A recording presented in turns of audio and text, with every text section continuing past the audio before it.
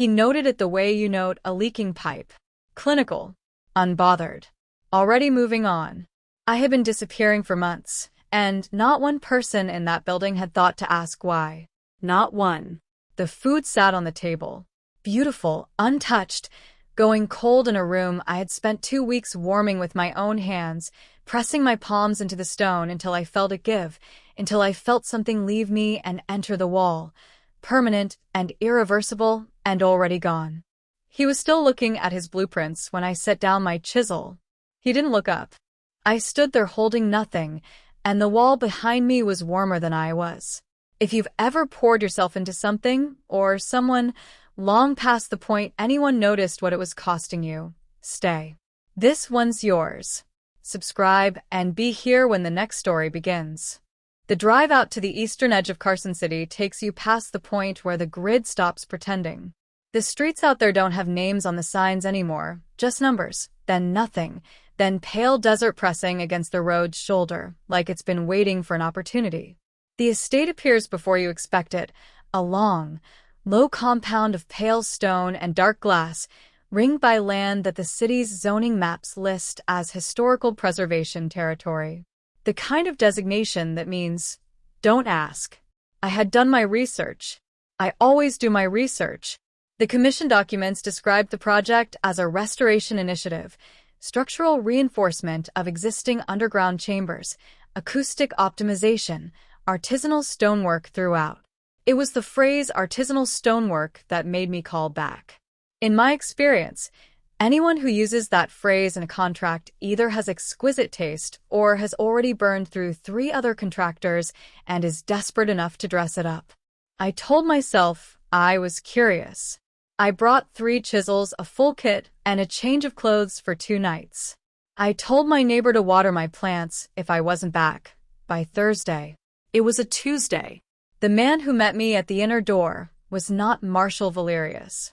He was a slight, precise figure named Prentice, the kind of man whose entire presence reads as organizational, as though he had been assembled for the specific purpose of managing things that required discretion. He took my coat before I offered it. He walked me through 2 floors of upper estate rooms that were already finished, clean white walls, ceilings vaulted in a pale stone I didn't recognize, the smell of cool air and something underneath it, mineral and faint, the way deep water smells when you're standing over it. The rooms were very quiet. Not the quiet of an empty house. Quieter than that. Quiet the way a room gets when something in its walls is actively absorbing sound. I pressed 2 fingers against the nearest wall as I passed it. The stone was cold, and I felt the familiar small tug of the pulse, the way it always reaches toward unfinished work. But this stone didn't push back the way ordinary stone does. It simply opened. I pulled my hand away, made a note of nothing, kept walking. Marshall Valerius was standing at a drafting table when Prentice brought me in. He did not look up immediately. He finished the line he was drawing. I could hear the drag of the pen, slow and deliberate, and then he straightened and turned, and looked at me the way a man looks at a load-bearing wall.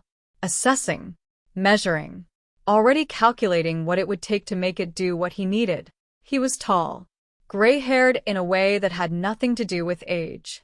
His eyes were a color I didn't have a word for, pale and very still, like the surface of the Carson River in January, the week before it freezes over. "You've worked with basalt before," he said. "Not a question. Granite, limestone, sandstone. Some basalt. Depends on the source. This basalt is specific." He turned back to the table, pulled a rolled blueprint free, and spread it flat with the ease of a man who had done this 10,000 times. Quarried from a site outside Winnemucca. It has properties that standard stonework won't address. That's why you're here, and not someone else. I looked at the blueprints. Room after room of corridor, rendered in precise white lines, curves and vaults and deep chambers, all of it designed, I could see immediately, around the movement of sound. How to stop it. How to swallow it, how to make a space so acoustically sealed that the world above simply could not enter. "The Great Silence," he said, watching me read it. "That's what you're calling it." That's what it is. He explained the terms. I would have whatever materials I required. I would eat from his table. The household maintained full provisions. I would not be interrupted while I worked. The timeline was ambitious but achievable. He had reviewed my previous commissions. He believed my particular gift was suited to what the stone required. He did not ask whether I had questions. He rolled the blueprint back up and handed it to Prentice, and that was the meeting. I was halfway to the door before I realized he had never once asked my name. I told myself artists work alone. I had always worked alone. A client who stayed out of your way was a gift, not an insult. I told myself this in the elevator down to the lower levels, where the air changed colder, denser, carrying that mineral weight I'd noticed upstairs but deeper now, almost a pressure against the eardrums. I told myself this when Prentice showed me to the first corridor and left me with a lamp and my kit and the particular silence of underground stone. The wall was black basalt, rough cut, 8 feet high, and running the length of the corridor in a long, shallow curve. I put my palm flat against it. The pull was immediate. Not the gentle reach of ordinary stone needing warmth. This was something else. A drawing out, deep and cold and enormously patient, the way a drought-cracked riverbed drinks the first rain. I felt the pulse move through my hand and into the stone, and I felt very distinctly the cost of it. More than usual. Considerably more. I stood there a moment, hand against the wall, and made a decision I would not let myself examine too closely. I would note the difference, and I would not report it, and I would see how the first week went before I drew any conclusions. The stone warmed under my palm. Just slightly. Just the beginning. I picked up my chisel and started to work. That evening, Prentice led me to the banquet hall, a long room with a table that seated 20 and was set, tonight for one. The food was extraordinary. Roasted vegetables with herbs I couldn't name, bread that was still warm from the oven, a deep-colored soup that smelled of something rich and slow-cooked, a glass of wine the color of garnets. I sat down. I looked at the food. I had been working for 4 hours. My hands were steady. My kit was clean. The first section of the corridor held a warmth it hadn't held this morning, and I had done that. I had made something real today, in a place that needed making. I should have been hungry. My stomach turned away from the bread the way you turn away from a conversation you don't want to have. I drank some water. I moved things around on the plate. The silence in the room was the same silence as the corridors, not empty, but full. Full of whatever the walls had been built to hold. Somewhere above me, I heard the faint scratch of a pen on paper. 1 floor up, maybe 2. Slow, deliberate, already moving on to the next line. I sat in the enormous quiet of his unfinished kingdom, at a table set for one, and I listened for his footsteps. They didn't come. I told myself that was fine. 3 months underground will do something to your sense of time. Not break it, reorganize it. The hours stop belonging to the clock and start belonging to the stone. I know when to sleep because my hands tell me. I know when to surface because the corridors have taken what they can take for one day, and the rest would be waste. My effort going nowhere. The pulse misfiring against already warm stone like knocking on a door that's already open. So, I learned a rhythm. Down before the city above woke up. Work until the stones stopped accepting. Surface to the upper floors by midday. Move through rooms that were already finished. Run my own hands along walls I completed weeks ago. They hold. That is the thing about the pulse that no one tells you because almost no one knows. It does not fade. What I give to stone stays in stone. Permanently, completely, with a fidelity that human relationships, in my experience, rarely match. I would walk through the finished east wing, and the warmth would come back to me like a greeting from something that remembered. My own heat, stored. My own work, enduring. That satisfaction is not a small thing. I told myself, on the good days, that it was enough. Marshall moved through the project the way a conductor moves through a rehearsal, not playing anything himself, but measuring everything against an interior standard no one else could fully hear. He would appear in a corridor I was working and stand at the far end, and tilt his head slightly. Say yes, or say nothing. Once, the east section is ahead of schedule. Once, with a precision that made me set down my chisel, the resonance in that corridor is still not right. He was correct. I had known it when I finished it, a faint unevenness in the acoustic texture, barely perceptible, like a hem sewn slightly off grain. I had told myself it was within acceptable range. I went back that evening and corrected it. I didn't tell him I had. He didn't ask. This was how we communicated for the first 2 months. Entirely in terms of the work. It was professional. It was appropriate. I was there to build something, not to be known. I kept telling myself that. The eating or the not eating crept in so gradually that I almost missed it happening. My appetite had always narrowed when I was deep in a demanding project. That was established fact, personal history, nothing new. I had worked through 3-day stretches on the Aldern Commission in Reno eating nothing but crackers and black coffee, and come out the other side fine. The body adjusts. Artists know this. What I did not examine, the way this narrowing was different. Not the absence of hunger, the absence of the desire for hunger. Food at the banquet table had stopped registering as food. The smell of the kitchen in the evenings, which should have pulled at something, did not. I would sit down. I would look at the plate. I would drink water and move things around and tell myself I would eat more tomorrow. I knew what the pulse drew from. I had always known, in the abstract, academic way you know things you have never needed to act on. Every gift has a source. Mine drew from the living body, from heat, appetite, the ordinary daily surplus of being alive. On ordinary commissions, the cost was negligible. Ordinary stone takes a little and gives back a little, and the transaction is nearly fair. This stone does not give back. I set that knowledge down. Carefully. In a place where I could walk past it without stopping. I told myself I would examine it after the first phase was complete. The vaulted archway took 11 days. It was the longest single piece I had attempted on this commission. A full arch, 12 feet at its apex. The stone worked in a continuous curve from floor to crown without joint or seam. Marshall had specified it as a structural priority. The archway between the main corridor and the deeper chambers had to carry not just weight but silence, a complete acoustic seal in a shape that the eye would move through without catching. I finished it on a Thursday morning, just before midday. I came down off the scaffolding and walked to the far end of the corridor to look at it properly. The arch stood in the low light of the lamps, pale and perfect, and the warmth in it was already settling. I could feel it from 15 feet away, the particular quality of heat that means the stone has accepted what you gave it and made it its own. My hands were shaking faintly. I had stopped noticing them shaking. I was still looking at it when I heard him come in. He didn't speak.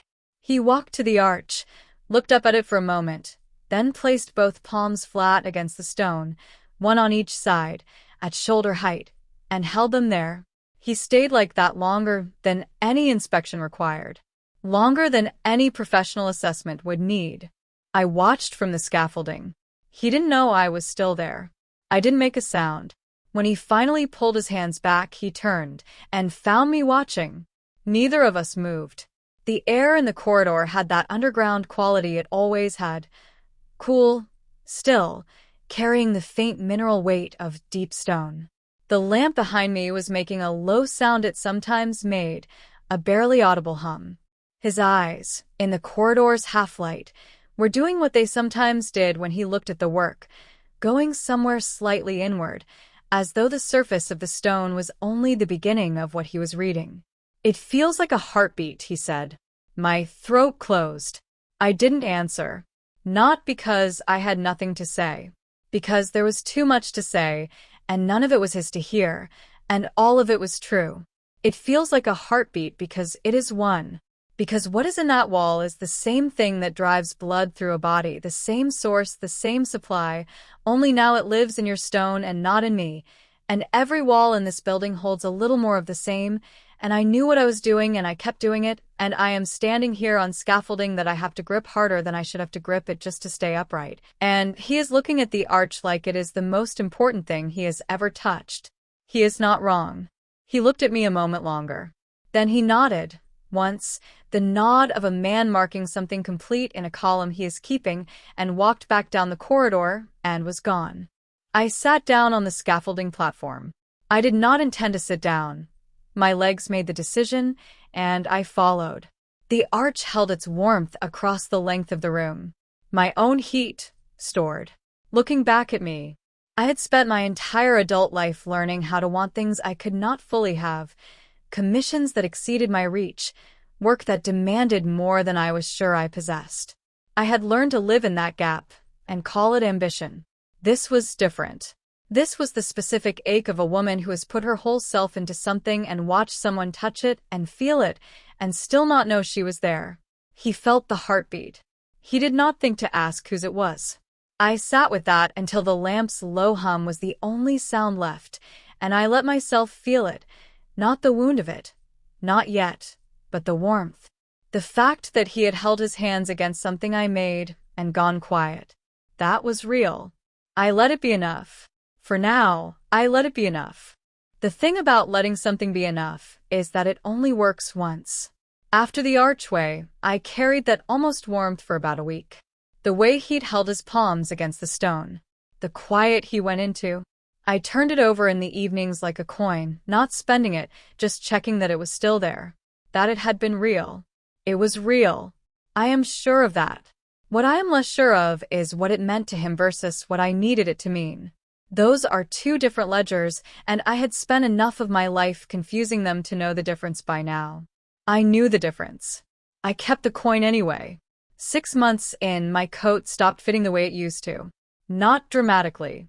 Nothing about this has been dramatic. The sleeves hung a fraction longer. The shoulders sat differently. I noticed it the way you notice a painting has been moved, not because you were looking, but because the proportion of the room is suddenly wrong, and your eye corrects for it before your brain understands why. I stopped standing near the mirror in the washroom. There is nothing useful in a mirror when what you are watching is a slow process. You cannot see a slow process. You can only see the distance between where you started and where you are now, and I was not ready to measure that distance. My hands were the real inventory. I had always been able to read my own hands, the way a musician reads theirs, knowing exactly what they can do and at what cost. For 20 years, my hands had been steady instruments, reliable past the point of tiredness, past the point of cold, past the point of sense. 3 months into this commission, they had started shaking in the evenings.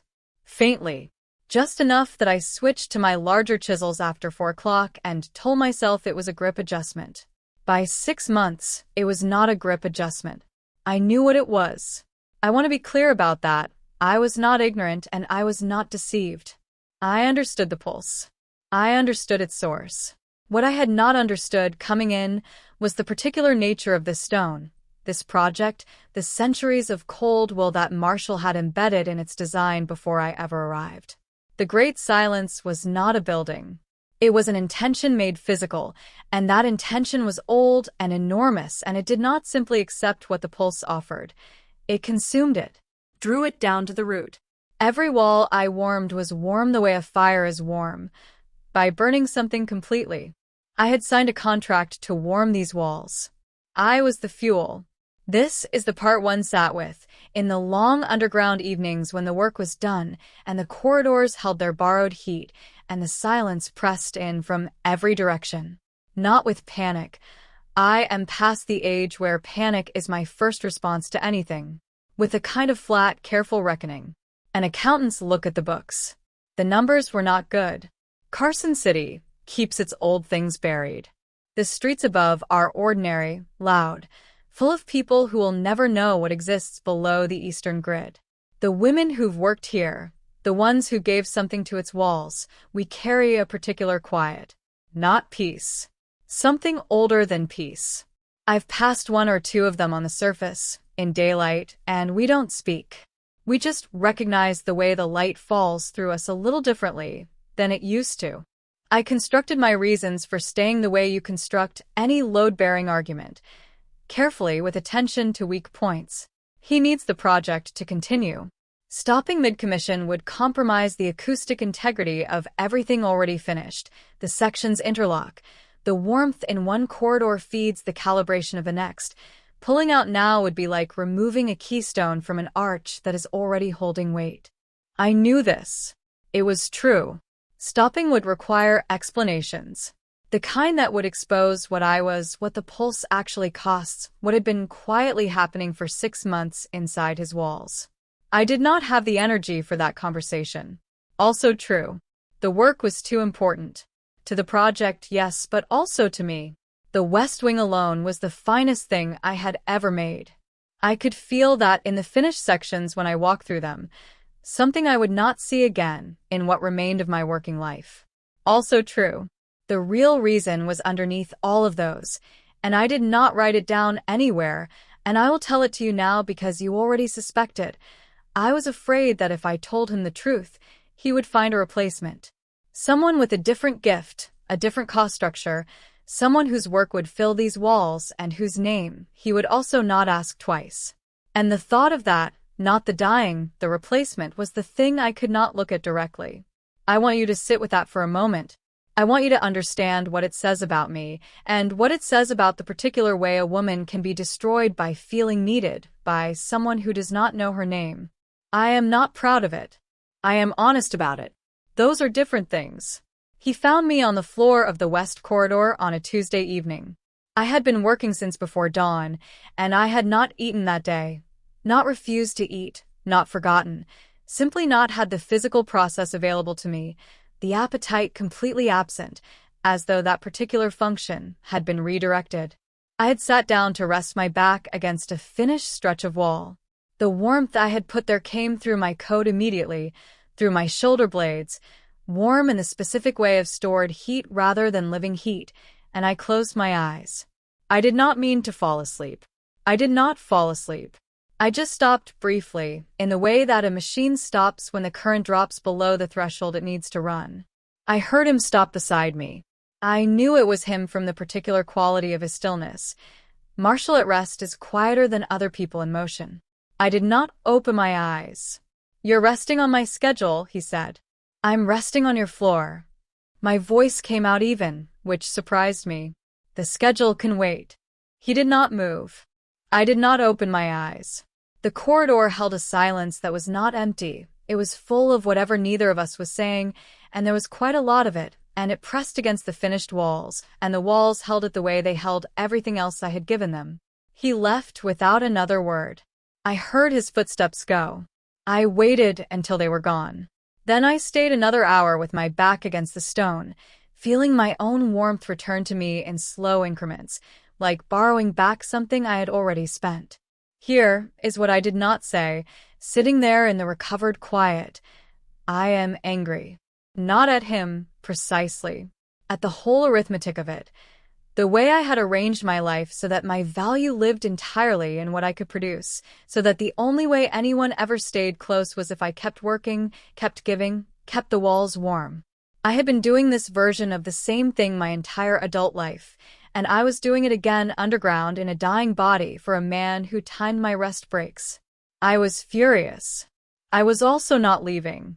I want you to know I understood the contradiction completely.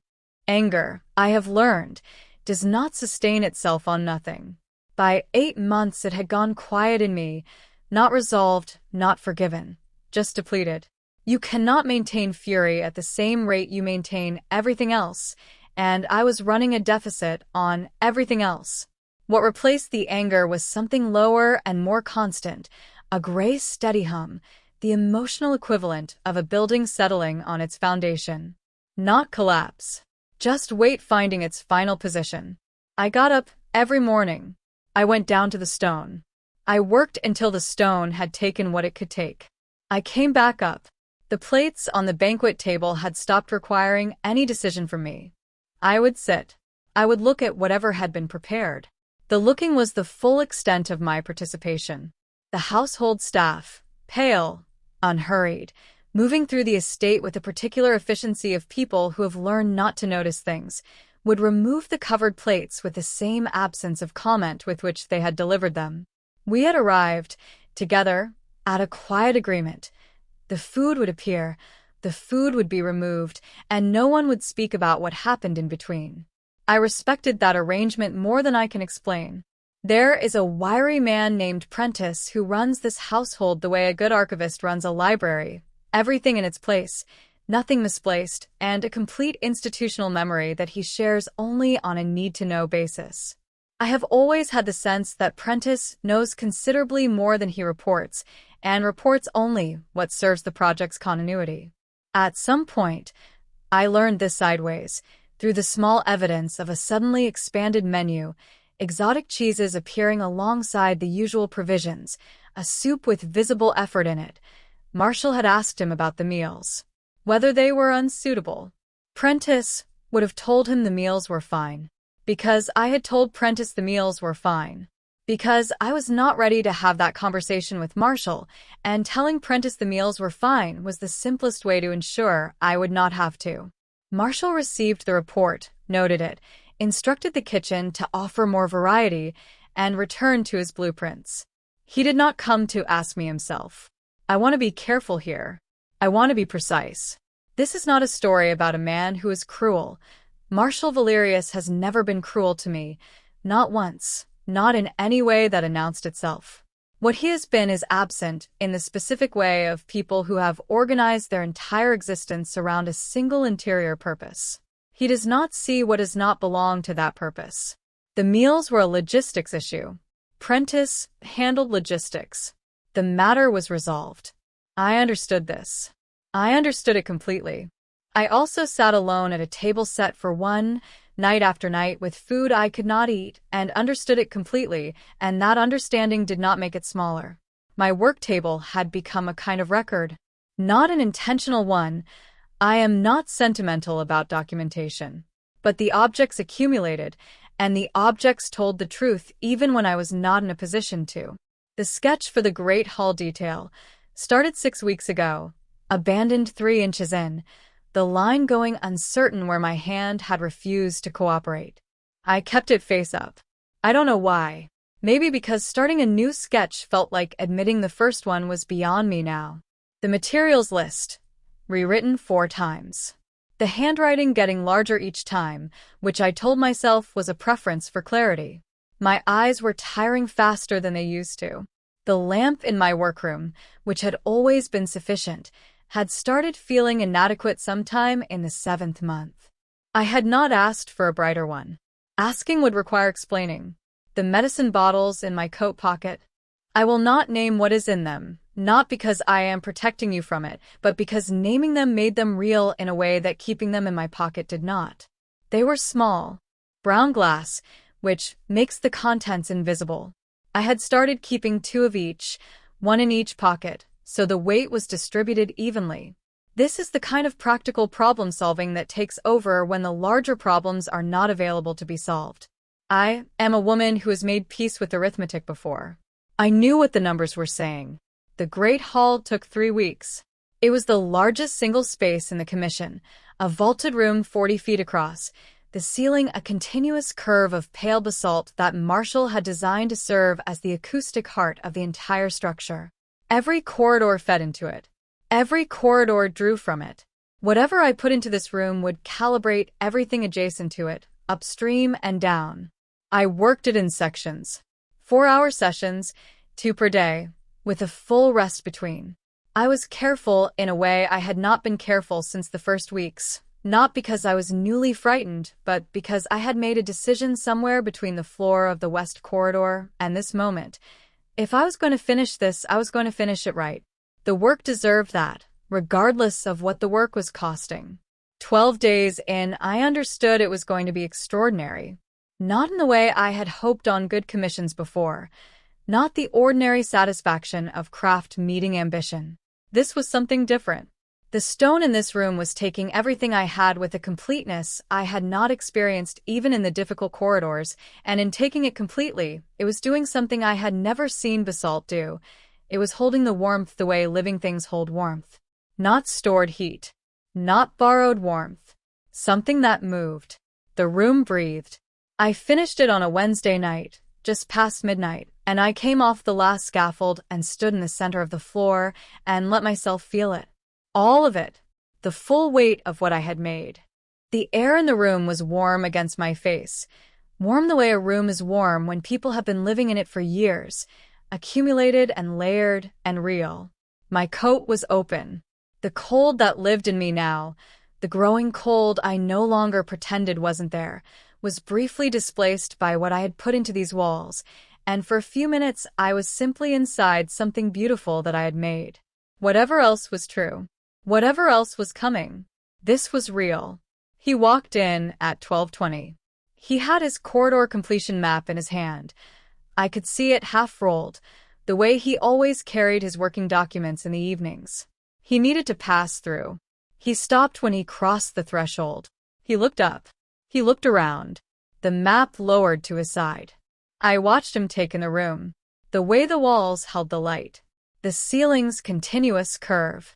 The warmth that reached him from every direction at once. He stood very still, and his face did what it rarely did.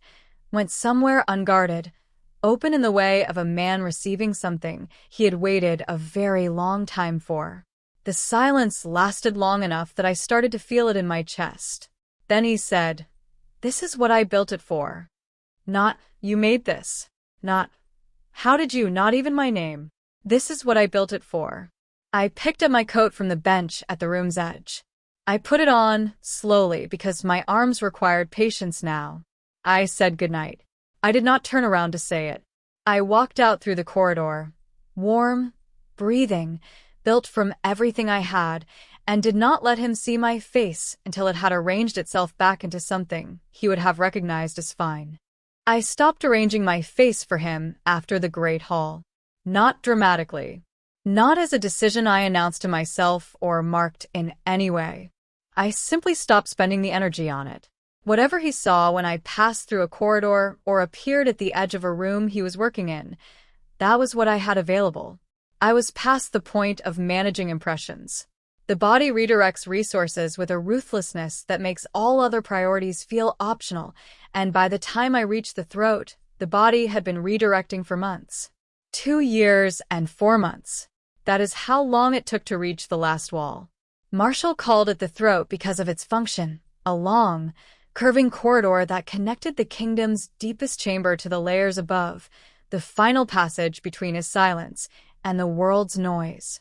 Seal this, and the great silence was complete. Leave it open, and everything else was cosmetic. I had walked past it dozens of times in the preceding months, always with the same response, a faint physical recoil, the way you recoil from a room where a window has been left open in winter, not dangerous, just immediately, viscerally wrong. The basalt in this corridor was different from anything else in the commission. Older, darker. It did not pull at the pulse the way the other stone had pulled. It waited. Patience in stone is a more frightening quality than hunger. I had known, for the better part of 3 weeks, what finishing this wall would cost. I started on a Thursday evening, just before the household went quiet. The first session lasted 4 hours. I pressed both palms flat against the stone and held them there before I even picked up the chisel, feeling the draw, measuring it, the way you measure a current before you decide whether to swim across it. The current was deep. It took my measure back, and I had the distinct impression, not a metaphor, a physical sensation, that the stone already knew exactly how much was left in me and was calculating whether it was sufficient. It was sufficient. Barely. I worked until I could not hold the chisel level. Then I sat on the floor with my back against the opposite wall, the finished side, warm, familiar, and waited for whatever passed for recovery now. I did not sleep between sessions so much as cease, briefly, to be awake. There is a difference, and by this point in the commission, I understood it clearly. Sleep is restorative. What I did was more like a machine cooling between runs. The processes slowing to their minimum, the temperature dropping, something essential contracting to the smallest possible point to conserve what remained. I drank water I could barely taste. It had stopped having texture around the 5th month. Water, food, the smell of the kitchen, the weight of a coat, everything tactile had been narrowing gradually, the way hearing narrows in a loud room, until only the strongest signals came through. The stone. the warmth passing out of me into it. The particular sound the chisel made against basalt when the angle was exactly right. Those still came through. By the second morning, the corridor was done. I knew it before I stepped back to look. The knowing was physical, the pulse going quiet in my hands the way a conversation goes quiet when everything necessary has been said. I stepped back anyway. Looked. The wall ran the full length of the curve, 12 feet high, dark stone now holding a warmth that moved through it in long, slow waves visible only if you watched carefully and knew what you were looking for. It was perfect. Not in the way I had hoped for things when I was younger, and hope was less expensive, in the way of something that had cost exactly what it cost and was worth exactly that. Warm. Complete. Done. I looked at my reflection in the wall for a long time. The basalt, fully warm, had taken on a faint sheen, not gloss, but depth, the way deep water takes on depth when light enters it at the right angle. My reflection was there in that depth. Pale. The kind of pale that is not a skin tone but a quality of light, as though the light that usually lives in a person's face had migrated inward to conserve warmth. Nearly white. I looked at it the way you look at something you have been avoiding. Directly. Without the sideways glance I had been using for mirrors for the past 6 months. I looked until I had finished looking, and there was nothing left in the looking to be afraid of. Then I turned away. I set the tools down one at a time. The chisel first. I placed it at the base of the wall, parallel to the stone, the blade edge facing away, the way you set down a blade when you are finished with it for good, not just for the day. Then the mallet. Then the fine-edged knife I had used for the detail work in every corridor since the first month, the one with the worn grip that had shaped itself over 2 years to the specific pressure of my fingers. I set them in a line. Careful. Level. Each one with its full weight of attention. This is the thing I want you to understand about that moment. It was not resignation. Resignation is passive, a ceasing to try. What I was doing was deliberate. I was completing something. The tools belonged at the base of that wall. They had built it, they had given everything they had to give to it, and now they were at rest beside what they had made. I understood that completely. I picked up my coat from the floor where I had put it the previous evening. I put it on. The sleeves hung long, and I pushed them back, and I did not remark on this to myself. I buttoned it once at the middle, which was all my hands could manage efficiently. The corridors were quiet at this hour. I walked through them slowly, not because I was tired, though I was tired, but because I wanted to feel them one more time. The east wing, which I had corrected twice before it was right. The vaulted archway where he had pressed his palms flat against the stone and gone somewhere inward and quiet. The great hall breathing. My warmth in every wall. My work enduring. Permanent. Irreversible. Already gone from me and already real in the stone. I did not stop in any of the rooms. I did not run my hands along the walls again. I had given those walls everything I had, and there was a cleanliness in leaving them now without asking for any of it back. Some transactions are complete. You do not reopen them. The gate mechanism was at the end of the last corridor. I had never operated it myself. I did not know, until I tried, whether I had the strength to move it.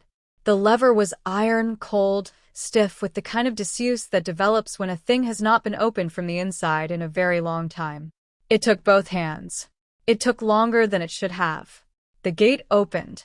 The air from above came down the corridor, dry Nevada night air, the particular smell of high desert after dark, sage and cold, and the faint chemical trace of the city's eastern edge. I had not smelled outside air in weeks. It hit the back of my throat, and I stood there for a moment with my eyes closed, breathing it. Then I walked forward. The warmth of his kingdom was at my back. The open air was ahead. My reflection in the throat was already cooling behind me, or it was staying exactly as warm as I had made it, and I was the one cooling. I did not look back to find out which. I had taken perhaps 40 steps up the corridor when I heard him. Not footsteps. He moves too quietly for footsteps to be the thing you hear. What I heard was the air change. The particular pressure shift of someone descending fast through floors of stone, the underground equivalent of a door opening at the far end of a room. I had lived in this building long enough to know it sounds the way you know a body you have shared close quarters with. I knew the difference between Marshall in motion and Marshall at rest. He was moving fast. I did not stop walking. I want to be honest about that. I heard him coming and I kept walking, one foot in front of the other, coat button once at the middle, the desert air pulling at me from above like a tide going out. I had made my decision in the throat with my tools laid flat at the base of the wall, and decisions made at that level of quiet do not undo themselves for the sound of approaching footsteps. But I slowed. Just slightly. Just enough. I am honest about that too. He was at the gate before I reached it. I turned when I heard him stop, and there he was, standing in the corridor between me and the open air, his white suit carrying the particular creases of a man who had been working without pause for 2 days. He had the corridor completion map in his hand. He always had something in his hand. Some document. Some record of what had been built and what remained. He looked at me. Not at the corridor. Not at the gate. At me. That was new.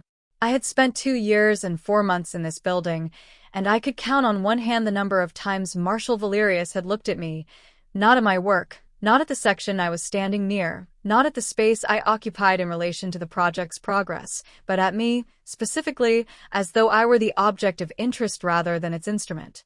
He looked at me now the way you look at something you suddenly cannot categorize. The look of a man whose internal filing system has encountered something it has no folder for. I waited. I was good at waiting. 2 years underground will teach you that, if nothing else. He crossed to me in 4 steps and reached out. Not gently, not with hesitation, the way a man reaches for something he is afraid of losing before he has fully understood that he wants it. His hand closed around my arm just above the wrist. He went still. I watched his face. I had not watched his face this carefully since the archway, since he had pressed his palms flat against the stone and gone somewhere inward.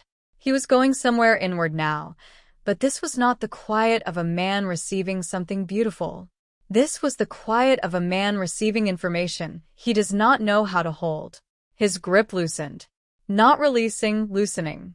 The fingers stayed. He turned toward the corridor behind him.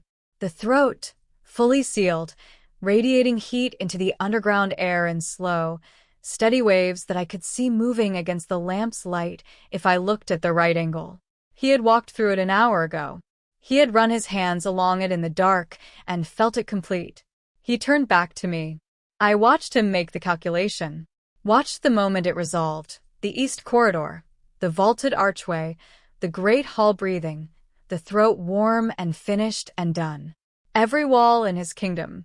Every corridor he had pressed his palms against and felt the work settle into something alive. Every single one.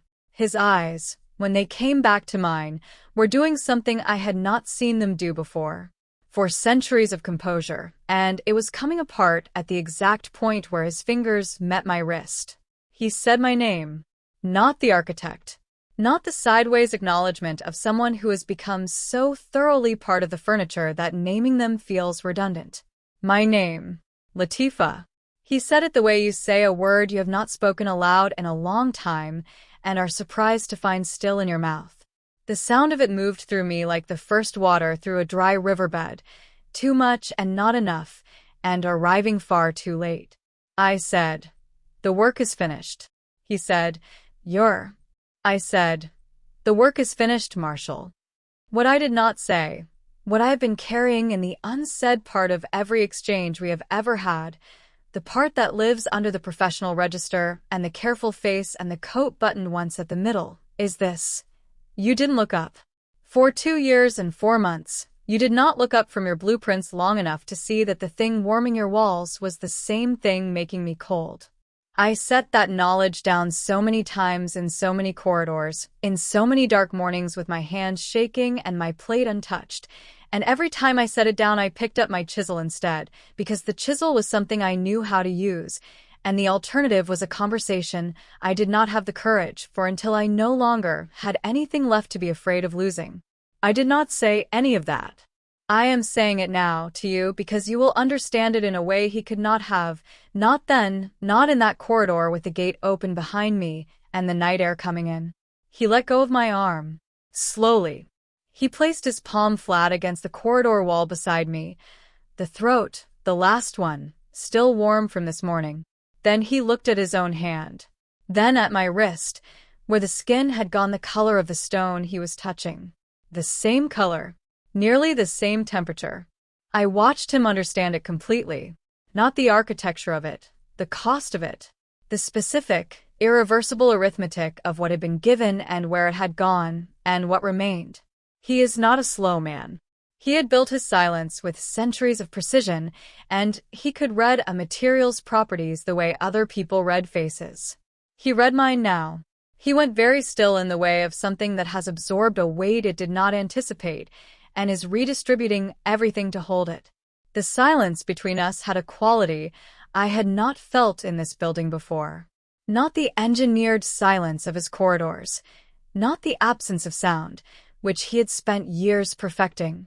This was the silence that two people make when something true has been said without words and neither of them is ready to be the one who moves first. I was still here. I want you to understand that. I had walked through the throat, through every corridor I had built. I had operated that gate with both hands and felt the night air and made my decision, and I was still standing inside his kingdom, 2 feet from the open air, waiting. I do not entirely know what I was waiting for. That is the most honest thing I can tell you. He looked at the gate, at the map in his hand, which he had forgotten he was holding, at the walls around us, warm and finished and complete. Every room, every corridor, every vaulted surface of the great silence, sealed and perfect and built from something he had not known he was spending. He had what he built it for. He was looking at what it cost, and the cost was standing in front of him in a coat buttoned once at the middle, pale as the stone she had perfected, still just barely warm. He opened his mouth, closed it. For the first time in 4 centuries, I could see it the precise moment it happened. Marshal Valerius did not know what to build next. The question was his. I waited to see if he was finally, after everything, going to ask it. If something in this reached you, if you recognized something of yourself in a woman who kept giving long past the point anyone was watching, you're not alone in that. There are others. Women who've felt exactly this. They find their way here, to stories like this one. Subscribe and stay. The next story is already waiting.